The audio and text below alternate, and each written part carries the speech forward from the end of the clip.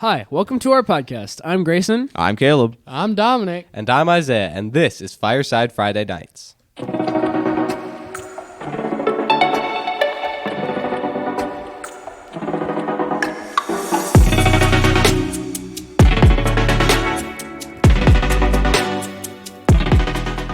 Welcome to Fireside Friday Nights, a podcast where four guys sit around and talk about life and the world from a teenage Christian point of view. In this episode, we're going to be talking about education, its impact on us, and our situations through public, private, and homeschool education. So one thing I think is really good that we should start on, because it was all of our beginnings. I think we should talk about homeschool education because it's a big thing in this world today. And I was just wondering, how do you think it's impacted you, and what do you think its impact has been on you, your experience through it? So for me, one of the impacts in my life is that I'm able to, through homeschooling, is that I'm able to talk to anyone from any age, whether that's the youngest kid to the oldest guy out there. And for me, I think that's very comfortable to go into. I think that's what homeschool definitely did for me. Seeking advice is more comfortable. Right. Yeah. I can definitely see how that would be. Yeah. Yeah, so when I was homeschooled, you definitely gain a respect for your family and parents and stuff because you're always around them. You can just grow kind of a good and more strong relationship, so you have more of a respect for everyone. So when you go into a school or whatever, you have a respect with your teachers and school peers because you are used to giving respect to your parents, so you should bring that with you when you go somewhere else. Yeah, I mean, with that, biblically speaking, parents are put in place to raise and teach their kids. And, obviously you're supposed to respect. I think one thing, overall, homeschool kids are more respectful than public school kids. But honestly, especially in public places. But homeschool kids, not all, but I think probably a majority, they also mouth off to their parents more because they see their parents all the time. I can definitely relate.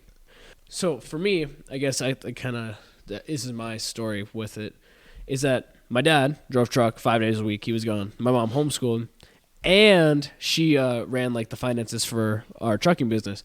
So my mom I kind of taught myself fifth grade on, but she was busy all the time. She was kind of stressed out, and I was not the most polite, most fun to be around kid, especially I was pretty mouthy. Really? I can't Oh, tell. you guys couldn't guess. But with that, so my dad was gone. So I knew what I had a father figure, but I didn't have a necessarily a father figure that was there.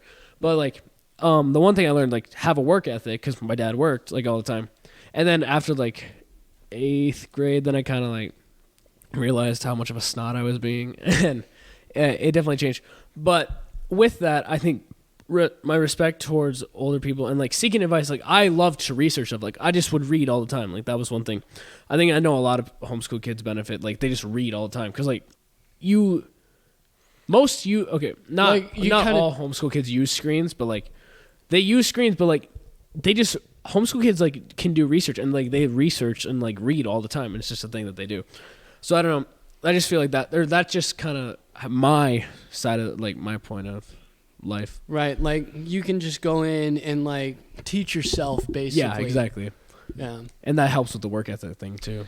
Yeah, for starters, I'm the only person in our group who is still homeschooled. I guess homeschooled through high school. So I'm the one homeschooled through high school. I have done sports since 3rd grade through public school, and for most of the time, no one really looks down on you because you're a homeschooler. There are times where oh, you're a homeschooler, you can't do that. But it's really not. I feel it's not that different whether you're a homeschooler or not. Yeah, benefiting from homeschooling, definitely a respect and being able to ask questions without the fear of feeling like I'm a stupid kid. Says the pastor's son. Yeah, well, that too. I'm also a pastor's kid.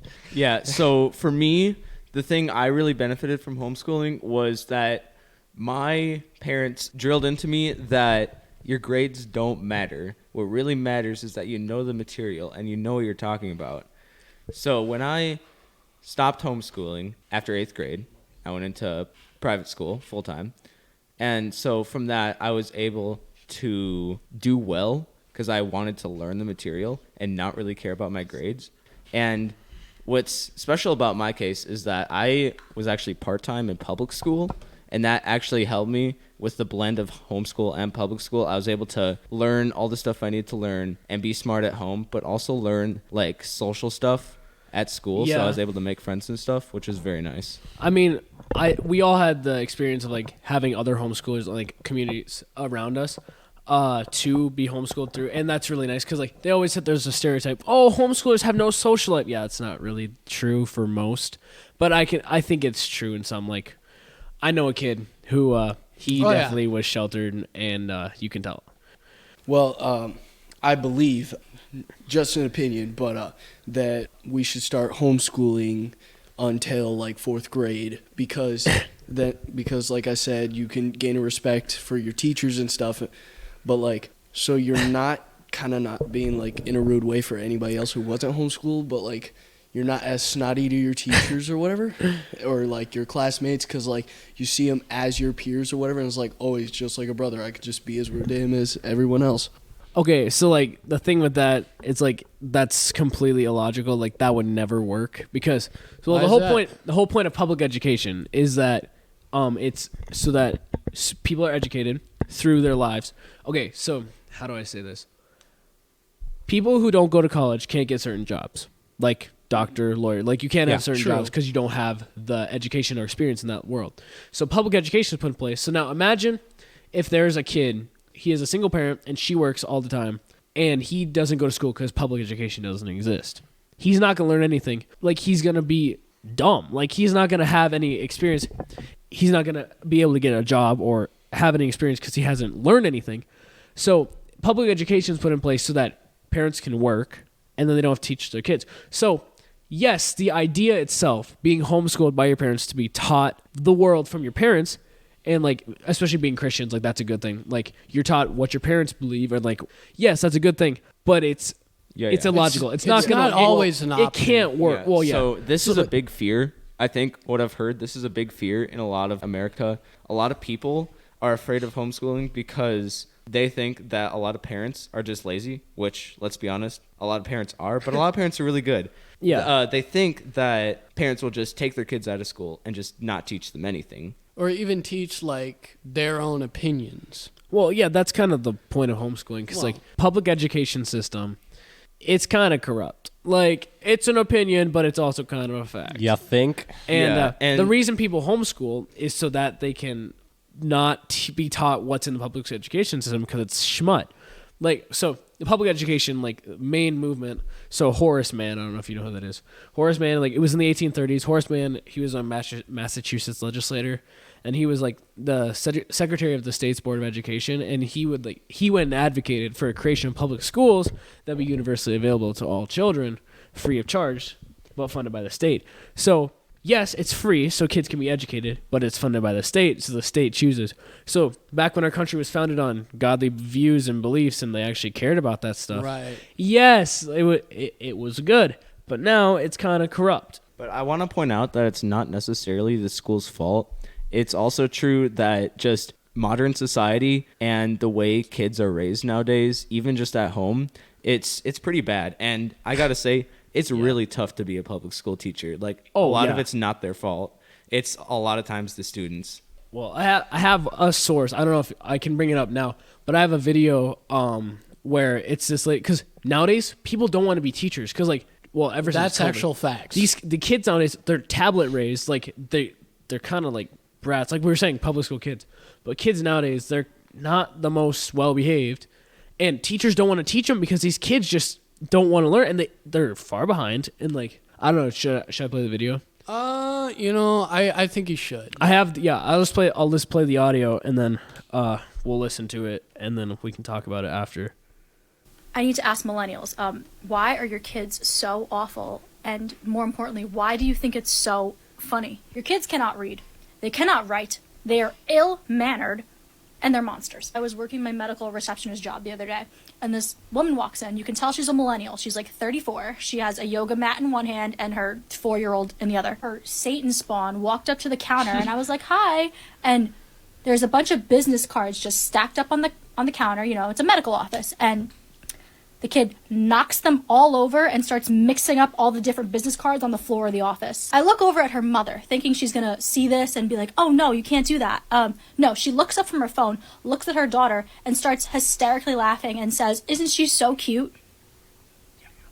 Ma'am, I have to clean this later. If that were my kid, I would have yelled at it and then cleaned up the mess it made and then made it apologize to the receptionist. And I know millennials with children are going to hate this because they're the most self-righteous people on the planet, but maybe you should be less concerned about me and more concerned about the fact that your kid cannot read. When I was in second grade, I was getting assigned by my teachers at least 100 to 150 page books, me and my classmates.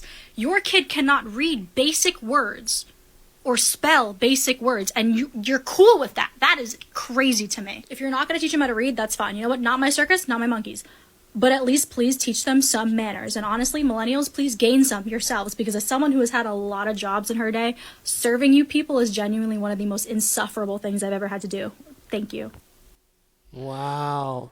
So that's Alana Din on TikTok. And, I mean, she brings up a lot of good points in there. Because, like, the Generation Alpha kids, like, people don't want to teach them because the parents haven't taught them anything. So that's the thing. Like, can you imagine if nowadays it was required that parents taught their kids? I mean, I think the culture would be different, but parents nowadays, like, it's bad. And the economy nowadays, it's kind of hard. Like, some people, like, they have to have both people or both, like, people in the couple have to work just to support their family. Yeah.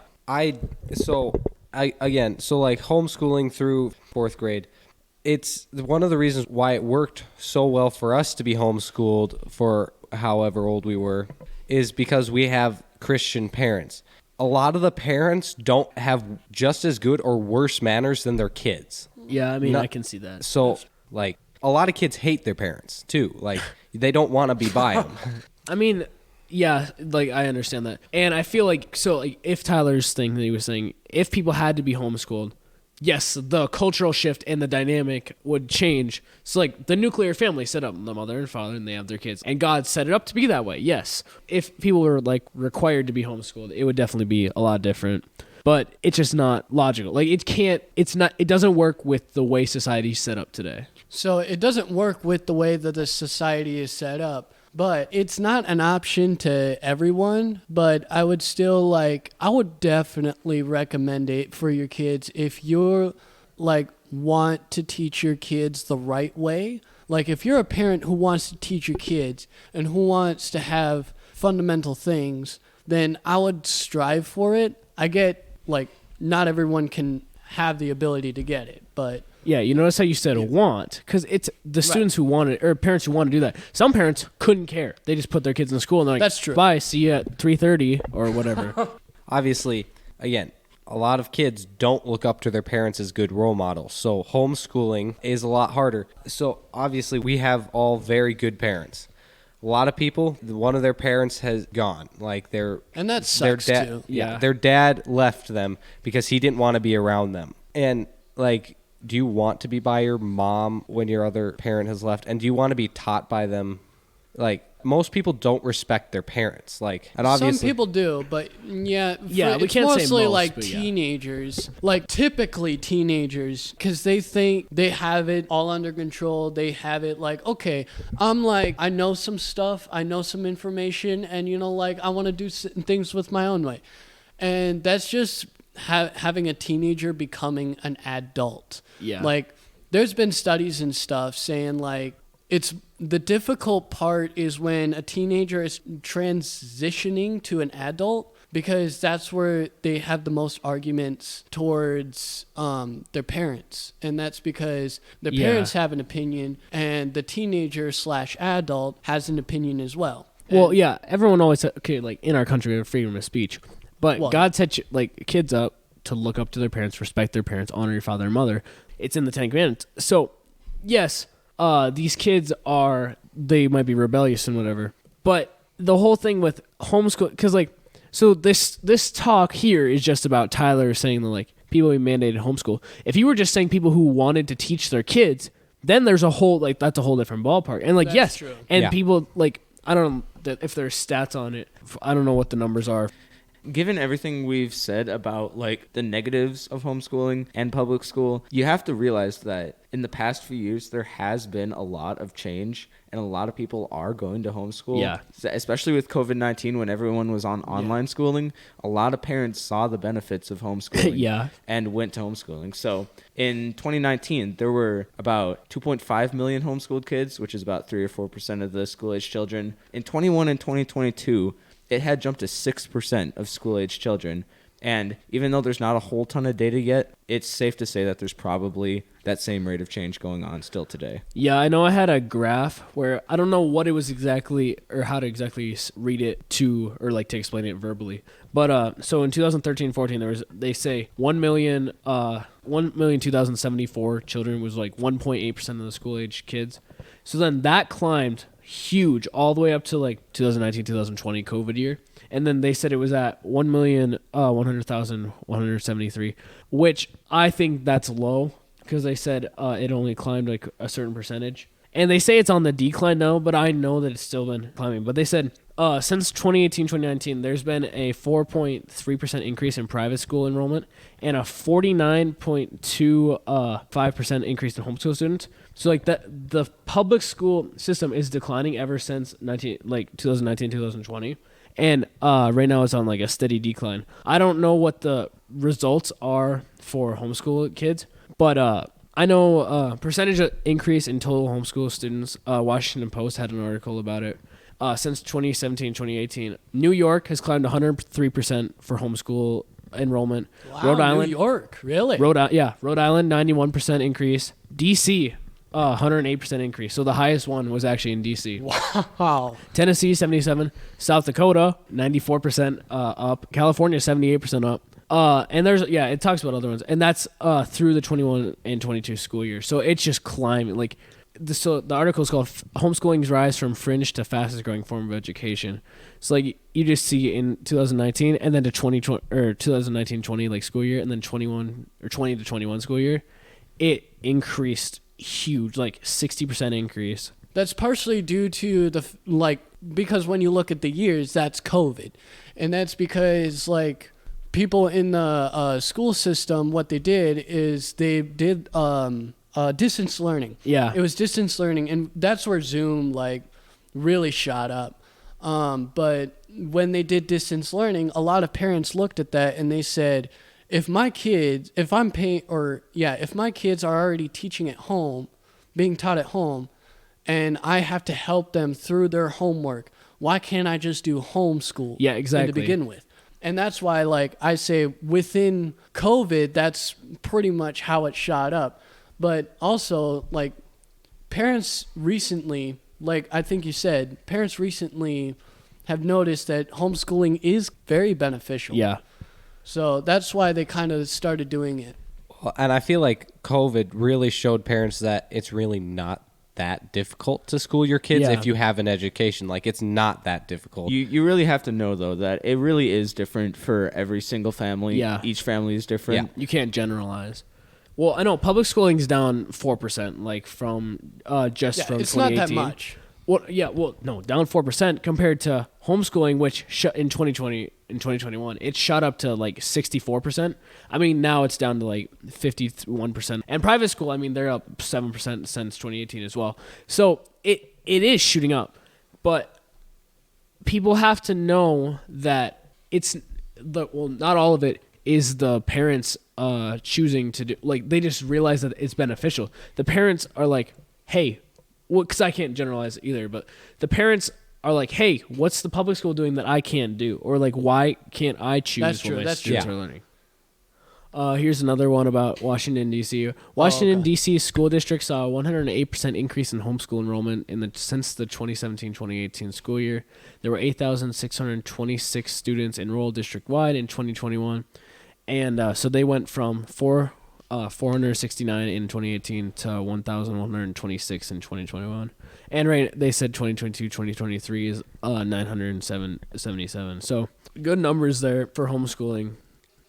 If you have a Christian family and you're raising a Christian, in the public school system, some parents need to ask themselves, what can I teach my kid that the public school system is not teaching.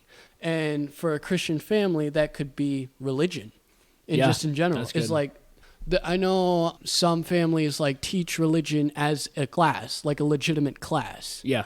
And I was gonna say like that's something that families can look at and be taught that public school system won't teach you. Yeah, and you don't have that in public school. Well, like, okay, so all of us but Isaiah, we would go to a Christian high school. And I definitely think having religion class is beneficial. And it's a good thing to have because it definitely strengthens you. And you learn it through your life. Like, it's part of the curriculum. Not that it's indoctrinating you or whatever, but it's just something that is beneficial because you can do that as a private school or homeschool rather than a public school. Like, it's not like they can't teach it. I know this guy, he not anymore, but he used to be a history teacher.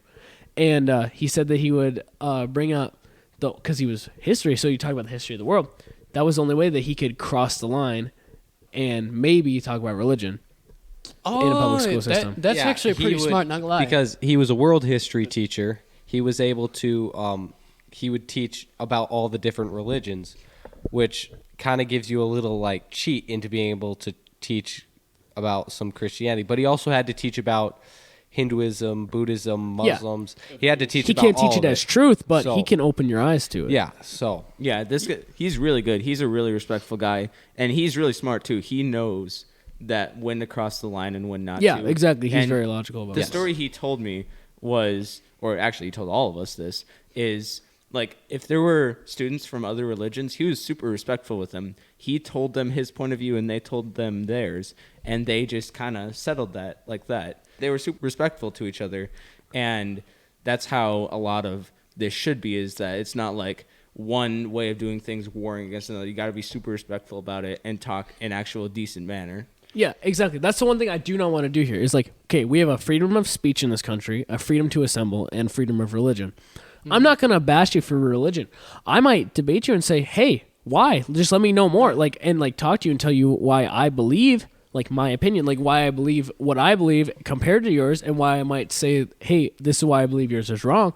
But I'm not going to be like, oh, you believe in a certain God. Oh, and then I'm not going to be disrespectful about it. I'm going to approach it respectfully and maybe witness to you as like, because I believe the Great Commission says, go and make disciples. If I can teach you that this is what I believe and this is why it's true compared to yours, I might do it. Like, it's just go out and witness. Like, I saw this guy, I cannot remember where the video was, but he was talking about Matthew, the Great Commission in Matthew, and he said, right. The command, people say, oh, the command is go. Just go out and make disciples. No, you go. Go is the action. The command is make disciples. So if you're going out in your daily life, like, so this is one thing, being a witness in public school, especially because homeschool, you're at home, and private school, you're probably a Christian private school. But go and make disciples. So go just on your day, like while you're just around and working or in school, make disciples. Just live God's light and show God in everything you do. Yes. I know, Isaiah, your dad's a pastor, and I know he was talking about going into this new year with living God in everything you do, like God-pleasing, just live in a God-pleasing manner, and in all your thoughts praise Him. Because that's honestly the ultimate goal. In all things, praise God. Yeah. Our purpose in life is to praise God. Like, we were created to glorify God. Like, that's why we're here. So obviously, as Christians, we believe that the more people, the better, glorifying God. I want to bring back what Caleb said. It's like, that's how I feel when you're in the public school system, or just whenever you're talking about something super controversial, is that you should always approach it with respect and saying, hey, let's just bring the facts in. We're just not like talking about, oh, this, that, and the other thing. Just say, hey, how can we talk about this and not get angry over it? Because that's honestly how politics and everything like that it gets super heated. Mm-hmm. And it's a thing called, I know when there's president elections or things like that, it's called mudslinging. It's just bashing the other guy. But I just think it's a general rule for others is that when you go into an argument or just a controversial thing, especially in public schools, because that's where most of it is that you should always approach it with respect. Yeah, you have to respect, because That's what I like. Okay, Ken Ham's debates against, say, Bill Nye, or I don't know if you. Oh, I watched Museum. that one. That was actually pretty good. Ken Ham, Creation Museum CEO, he founded that, and like the Ark Encounter. He's really good Christian speaker. Like what he has to say is so good. And the one thing I like about him, like he goes into arguments. He knows his stuff on his side. He knows stuff on the other side. He's saying that it's wrong, but he doesn't just go like, "This is like you're wrong, I'm right." He explains, and he's respectful about it. Yeah, people are less likely to respect your religion if you don't respect what they like. Yeah. If you're not respectful to them, they're not going to respect what you believe if you're not respecting what they believe, even if you believe it's wrong. I know with just the respectfulness debate thing. See, I think being homeschooled, you're definitely like more accustomed to seeking out advice and stuff, but you're not seeing that many people where you can witness to. That's the one thing I would say, because most people that I think you'd hang out with, you probably know them and you know what they believe. Yeah. And you hang out with them because you have a mutual agreement on something. Yeah. And I don't know how to say it, but like you don't have the ability to debate someone or like the ability to talk to someone about your faith necessarily. Like obviously there's people who do, can't generalize, but Yeah. most of the time I would say. Yeah. Yeah, definitely. I was just looking at this Washington Post article. I know this back to the homeschooling thing, but so based on the figure like that I was talking about before, the estimates are that there are now between 2 million and 2.7 million homeschooled children in the United States. That's a lot. Like that's huge. Yeah, By comparison, that's that is a crazy. lot. there are fewer than 1.7 million. Like less. That's the max, and that's like the minimum for homeschoolers. Yeah. The maximum there are fewer than, the maximum there are fewer than 1.7 million in Catholic schools, and about 3.7 million students attend charter schools in the fall of 2021, according to the most recent data. Yeah, and obviously, let's be honest, most people in the United States send their kids to public school. It's free. I think homeschooling is very beneficial. Right, and I agree with that. And I would if you were wondering about doing it, I would highly suggest homeschooling your kids. It doesn't work too well if you homeschool them like past, I don't know, 8th grade. If you just like start in high school, that's not going to like, the respect for you isn't going to be as great as it could be. Obviously, that can change versus the kids. That's not, I don't want to generalize I don't want to put all people in the Homeschoolers same a box. So, Yeah, just the fact that homeschooling now, like that it's shooting up at like 4.9%, 5% of the educational population, it's actually crazy. yeah. I don't know if you guys have any other points. Doing research for this episode, I had just looking at Twitter, and I came across. So I don't know how much of you guys look at like politics and stuff, but this new the president of Argentina was just elected. His name's Javier Milei, and he sent a bill to Congress that made homeschooling and unschooling legal in the country, because right now they can't homeschool. Like so like he's. Really? This guy, okay, so he did a bunch of stuff. I'm not going to say anything because I'm not going to get quoted. But, like, he dropped a bunch of stuff. He fired a bunch of people because Argentina is, like, in bad decline. And he's trying to just rebuild it. He's, like, I know people are saying he's the Donald Trump of Argentina. And him and Donald Trump, like, they're, like, imagine if he was this guy was in the States, like, they're, like, the same. He's doing a really good job of just reforming the education system. And like to get to the indoctrination out of it, and like okay, there's being able to homeschool your kids, just having the freedom to say you're in the public school system, but you don't want to homeschool your kids. Okay, fine, but the fact just to be able to have the freedom to do it is a good thing. That's true. That's Yeah. true. Yeah. Obviously, America, we have the freedom to homeschool our kids. And I know one of the reasons why a lot of kids do go to school, because in a lot of states that a lot of kids want to do sports. Yeah, Homeschooling, oftentimes you can't do sports. So if your kid wants to do sport, you at least go halftime to a public or private school. I would suggest a private school, even though it's more expensive. I would suggest have to pay, I would suggest that more than likely they'll be taught Christian values. Okay, so that's a good thing with so like I know that I don't know what other states do it, but the fact that you can go to now you don't have to be enrolled in public school. You can just do it in just like be homeschooled. I can be homeschooled and do sports, which is what I do. Sports. Just a few more posts that I have here. there's this guy on Twitter. His name is Paul, and he said, "I could end government school shootings tomorrow by ending government schooling. Every school shooting should result in 100,000 new homeschool families." Which, I mean, yeah, It really should. He does got a point there. Like Not if gonna you think about it, you're in some ways you're endangering your kid by putting them in public school. But then again, there are a lot of shootings not by where we live, but you Yeah. hear about them all the time and you're like, that's terrible. But you think about if it happened here, there would probably be quite a few new homeschooling families because Yeah. they don't want their kid in the school. Well, yeah, even with that, here's a guy on Twitter, Dale Stark.